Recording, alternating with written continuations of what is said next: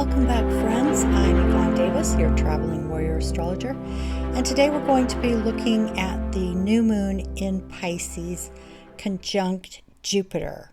So one thing I will say about this is I think it's going to be one of the best, most powerful, most magical new moons of the entire year. And I don't want you to feel like there's other good stuff coming. There is, but you do not want to miss out on this one. I just absolutely love this new moon. I am so excited about it. So let me talk a little bit about what's going on in this new moon and how you can use this new moon energy to really activate some things that you desire, things you want to change in your life, things you're longing for. If you set them in motion in the right way with this new moon energy, you could truly do magic in your life. Okay, so the first thing I want to point out is something that has been true for a while now and is still true, and I think it's super important to be thinking about, which is that all of the planets are clustered in 1/3 of the chart. If you look at this on your natal chart or even just here on the screen, you can see we have Venus and Mars still conjoined, and they will conjoin exactly again when they enter Aquarius, and Venus will surpass Mars and then they'll begin to separate. But this energy with Venus and Mars conjunct has been so wonderful for being able to pursue what you're passionate about. And it's actually going to get even more intense with this new moon as they get closer and closer and closer to Pluto. Look at where they are here at 27 degrees of Capricorn. We have Venus, Mars, and Pluto all at 27 degrees of Capricorn. So that energy is like becoming incredibly magnified, intense, and powerful. If there is anything in your life that you have been desiring, that you are so passionate about, that you've been longing for, please use this energy of this new moon to activate the magic that is there for you to take advantage of if you want to create something important in your life. Now, it will take discipline, and I think that's what this Mercury conjunction to Saturn is all about, is the realization that things are not handed to us on a silver platter. Now, I'm not saying we never get synchronicities. In fact, I do believe that we're going to have an extra dose of synchronicities with this new moon conjunct Jupiter. So definitely keep your eyes open for that, because one of the things I've seen is when a path is opening to you that you are in alignment with, you will begin to see many, many synchronicities. It's amazing. I just had a whole dose of them. It was like a huge basket of synchronicities just laid at my feet, all in a very short period of time, which was interesting because it was happening when I was having some really super important alignments on my natal chart. And I had been wondering if something was going to come, so I kept my eyes open. Then I saw all these synchronicities, just boom, boom, boom, one after the other. I think we're going to see more of that with this new moon conjunct Jupiter in Pisces. So keep that in mind. But the other thing to understand is that in order to manifest anything you want in this material and physical reality, we have to bring in the Saturn energy, which is discipline and persistence over time. And sometimes that gets people down because they just want wishful thinking, they just want dreams, they just want to fantasize about it. That's why, a lot of people watch The Secret and they say it doesn't really work, because The Secret kind of promoted this idea with all you have to do is fantasize about it and it's going to happen. And that's not really true. I always say, if all you do is fantasize, then all you get is a fantasy. If you want to bring it into the material and physical reality, that means it has to come down through your chakras.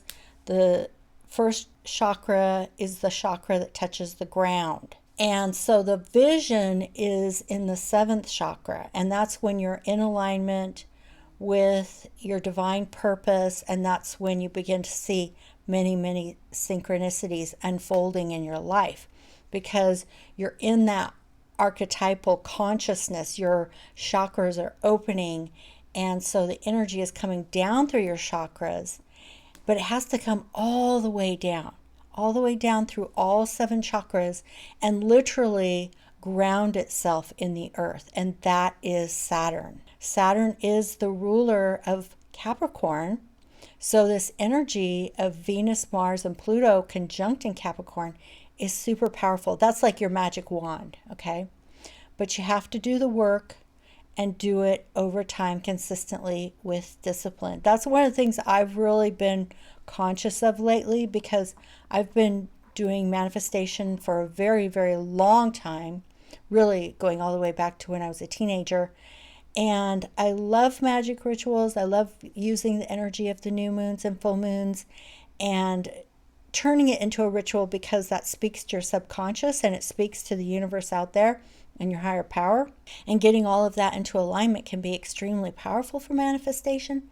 But one of the things I've come to recognize more and more is that if you want to think about how quickly you manifest, how it manifests across time, you have to be thinking about the Saturn energy. Saturn is also known as Cronus, the father time, okay? And it's all about how we manifest in the physical reality across time. And that requires discipline, focus, and staying on that path until you reach the goal that you are longing to achieve. So it's really not that surprising in this super, super magical new moon conjunct Jupiter that we also see Mercury conjunct Saturn, because it's that reminder. You can fantasize and wish and have hopeful thinking all you want, but if you don't bring in that Saturn energy of discipline and taking action on a regular basis, it won't come down into a physical manifestation. And that does bum people out sometimes. It bums me out sometimes too, but it's just the facts. You know, it's just the reality of living in this material and physical dimension. But if we can be at peace with that, and believe me, there is a reason for it. We're all here for a reason, to learn these lessons. And so if we can accept that and be at peace with it and even embrace it, then we can virtually create almost anything we want, as long as it's in alignment with our well-being and the well-being of others. When, obviously when people try to manifest something that is harmful to themselves or others, then there's going to be the ripple effect of negative karma, which you don't want. I'm not worried about that for my viewers. I know you guys are really good, conscious people, and I totally support you in what you want to manifest, because I know the kind of people who come to this channel, and that you only want the best for yourself and others. So I don't think you have anything to worry about where that's concerned. But it is still a reminder that the action has to be taken. It has to be taken in a disciplined way on a regular basis. Speaking of which, I am going to commit myself, and that's another word that's a very Saturnine word. I'm going to commit myself to being more consistent and regular with my videos. I have been pretty consistent about uploading pretty much every weekend, but I'm really going to make an effort to put up hopefully at least three videos a week. We'll have the Astrology Cafe on Saturday, which gives you the weekly forecast for all 7 days that are coming up in the week, so that you can plan and put things on your calendar to take advantage of the best alignments during the week. And those will always be relatively short, but you can listen to them, every morning when you drink your coffee, so you'll be ready to go for the day and know what to expect where the energy is concerned. But also to do at least one other astrology video. Like, for example, this week I'm doing the new moon in Pisces. And then I also would like to do what I'm going to call Monday Magic video, because that's something that speaks to my heart.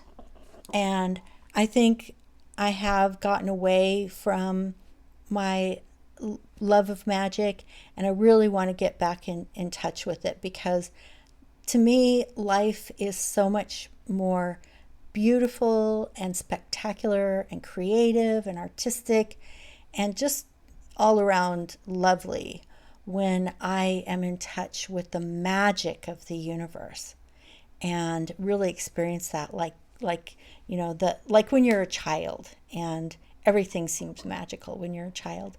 And I really want to get back in touch with that. So that's something that I'm going to commit myself to. And so now getting on to looking at this new moon at 12 degrees of Pisces. It is conjunct Jupiter at 14 degrees of Pisces. So it's just a tiny bit over 2-degree orb. And that is definitely a conjunction. And after the new moon, which happens in the morning or around noonish, of course, you always want to adjust for your time zone to know the exact time. The best time for a new moon is right after, because after the new moon, it's like you've planted a seed.